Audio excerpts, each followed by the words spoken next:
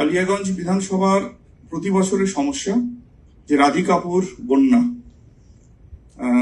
আমাদের সেক্রেটারি সাহেব বললেন যে বাংলাদেশের সঙ্গে কথা হয়েছে, কিন্তু আমরা দেখেছি যে সামান্য বৃষ্টি হলে বর্ষাকালে সেখানে বন্যাগ্রস্ত হয়।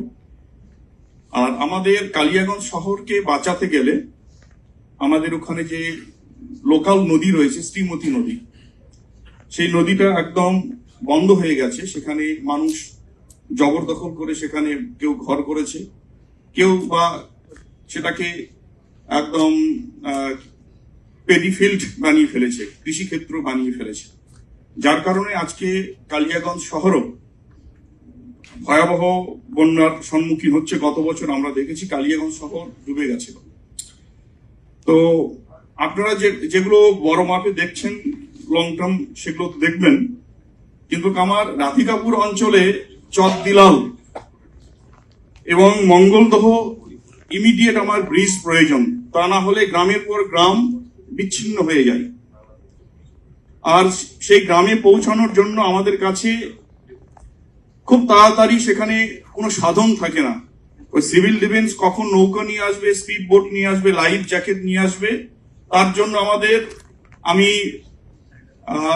সরাসরি বন্যা কবলিত অঞ্চলে বহুবার রিলিফ করতে গিয়ে দেখেছি ওই সিভিল ডিফেন্স তার নৌকা এবং স্পিড বোট, লাইফ জ্যাকেট নিয়ে আসতে হয়তো 20 ঘন্টা 25 ঘন্টা কেটে গেছে। লোকগুলি সেখানে বিনা জলে বিনা খাবারে 24 ঘন্টা 25 ঘন্টা পার করে দিয়েছে। আমার মাননীয় মন্ত্রী মহোদয়ের কাছে আমার নিবেদন থাকবে যে ইমিডিয়েট আমাদের রাধিকাপুর অঞ্চল সহ বিভিন্ন বন্যা কবলিত আমার অঞ্চলগুলিতে টিউবওয়েলের ভালো ব্যবস্থা করতে হবে। নৌকার আমাদের গ্রাম পঞ্চায়েত লেভেলে আমার নৌকা, লাইফ জ্যাকেট, স্পিড বোট রাখতে হবে। এবং বন্যার আগে যেহেতু আমরা প্রিকশনের ব্যবস্থা নিচ্ছি, আমার সিভিল ডিফেন্সের কিছু যারা কুইক রেসপন্স করবে তাদেরকে মজুত রাখতে হবে, যাতে তাড়াতাড়ি সেখানে তারা পৌঁছতে পারে। আর 75 কিলোমিটার আমার টাঙ্গন নদী, এই টাঙ্গন নদীর ভাঙ্গনের বহু গ্রাম ধ্বংসপ্রাপ্ত হচ্ছে তার অবৈধ খননের কারণে, সেটাকে একটু বন্ধ রাখতে হবে।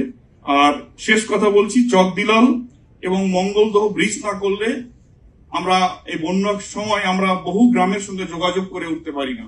আর যোগাযোগ বিচ্ছিন্ন হয়ে যায় লাইট থাকে না বলে।